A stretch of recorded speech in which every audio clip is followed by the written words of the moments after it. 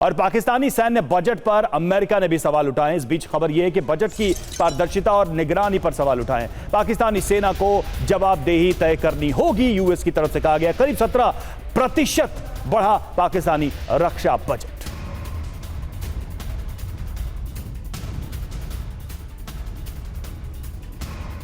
तो पाकिस्तानी रक्षा बजट पर अमेरिका की नजर है। खबर क्या है, एक एक कर ये भी समझ लेते हैं।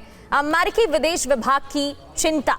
दरअसल पाकिस्तान में सैन्य खर्च पर पर्याप्त संसदीय निगरानी नहीं है। रक्षा बजट पर नागरिक संस्थाओं की निगरानी नहीं, और सैन्य खर्च कहां खर्च होगा इसकी जानकारी भी नहीं। और पाकिस्तान के सरकारी कर्ज की जानकारी सामने आई है, और ये भी कहा गया है पाकिस्तान कितना रक्षा बजट है ये भी समझ लीजिए। पाकिस्तान का 2026-27 के लिए रक्षा बजट 3 लाख करोड़ पाकिस्तानी रुपया है। ये रकम पाकिस्तान के कुल संघीय बजट का लगभग 16% है। कुल बजट का 16%। पिछले साल की तुलना में करीब ये 17.6% बढ़ा है, यानी कि ये बजट बढ़ाया ही जा रहा है, जिसको लेकर यूएस ने भी सवाल किए हैं। और एक और बड़ी खबर आपको बताते हैं। वर्ल्ड बैंक ने खोली है पाकिस्तान पोल। बलूचिस्तान के लिए जारी पैसे का दुरुपयोग किया गया। बाढ़ राहत का पैसा दूसरे कामों में इस्तेमाल किया गया। बाढ़ पीड़ितों का घर बनाने के लिए फंड जारी किया गया था। सरकार ने इंफ्रास्ट्रक्चर प्रोजेक्ट्स में ये पैसा लगाया है, इन्वेस्ट किया है। ये बड़ी खबर सामने आ रही है। कैसे पोल खुली है ये भी हम आपको बता रहे हैं। वर्ल्ड बैंक ने पाकिस्तान की पोल खोली। जो पैसा बलूचिस्तान के लिए दिया गया था, बाढ़ राहत का पैसा दूसरे कामों में लगा दिया गया।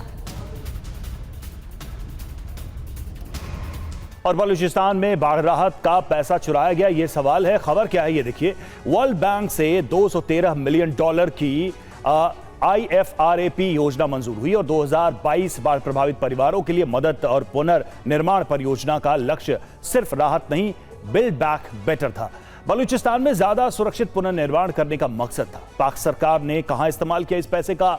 सिर्फ 62,966 पीड़ित परिवारों को मदद दी गई। 1,19,000 परिवारों की पहचान ही नहीं हो सकी। हाउसिंग के लिए आवंटित पैसा दूसरे कामों में लगाया गया। वर्ल्ड बैंक का पैसा इंफ्रास्ट्रक्चर प्रोजेक्ट में लगा दिया गया। वर्ल्ड बैंक की चेतावनी क्या है? हाउसिंग का फंड डाइवर्ट करने से गरीबी बढ़ेगी, प्रभावित परिवारों में आपदा का खतरा बढ़ेगा, पात्र लोगों को बाहर करने से तनाव बढ़ेगा। पारदर्शी व्यवस्था बनाए, वर्ल्ड बैंक को बढ़ाइए, सीधे तौर पर कहा गया। सिवाय सर, मतलब जो सहायता के लिए भी फंड आए उसमें भी सेना अपना सिर घुसा लेती है, वही डिसाइड करती है। और जो सवाल मैंने इरशाद साहब से पूछा कि इतनी वहां की सेना कैसे कैपेबल हो जाती है कि जब चाहे वहां की पॉलिटिक्स को अफेक्ट करती है, चेंज करती है, पॉलिटिकल मसलों को वो हल करती है। देखो रवि, सच्चाई है हर देश के पास आर्मी है, पर पाकिस्तान में आर्मी के बाद देश है। वहां पर असली पावर जो है इस्लामाबाद से नहीं बल्कि जनरल हेडक्वार्टर रावलपिंडी से होती है। देखो कौन सी ऐसी फौज है जो कि एक प्रकार से पूरी बिजनेस के भी इन्वॉल्व है। फौजी फाउंडेशन का जो बजट है करीब $100 बिलियन है। वहाँ पर सीमेंट से लेके आपके कोलगेट तक फौज बनाती है, रियल एस्टेट से लेके बैंक चलाती है।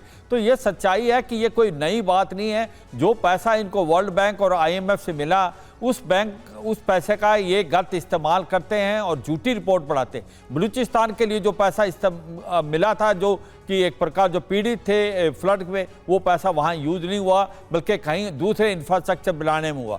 सच्चाई यह है पाकिस्तान ने कि जो आज की तारीख में पॉलिटिकल इंस्टेबिलिटी, इकोनॉमिक क्राइसिस, आतंकवाद बढ़ना, फ्रीडम स्ट्रगल चलना जो कि हो रही है बलूचिस्तान में और POJ में, ऐसा लगता है पाकिस्तान सिविल वार की तरफ जा रहा है। अगर पाकिस्तान सिविल वार होता है, पाकिस्तान के 4 टुकड़े होने लाजमी हैं। खैबर पख्तूनख्वा, बलूचिस्तान, सिंध और पंजाब अकेला रह जाएगा, और POJ और गिलगित बाल्टिस्तान जो भारत का हिस्सा। लगातार विरोध की आग उठ रही है। गृह युद्ध के हालात पाकिस्तान में बनते नजर आ रहे हैं, लेकिन शायद इरशाद जी को ये दिखाई नहीं देता है। फिलहाल आपका बहुत बहुत शुक्रिया सर।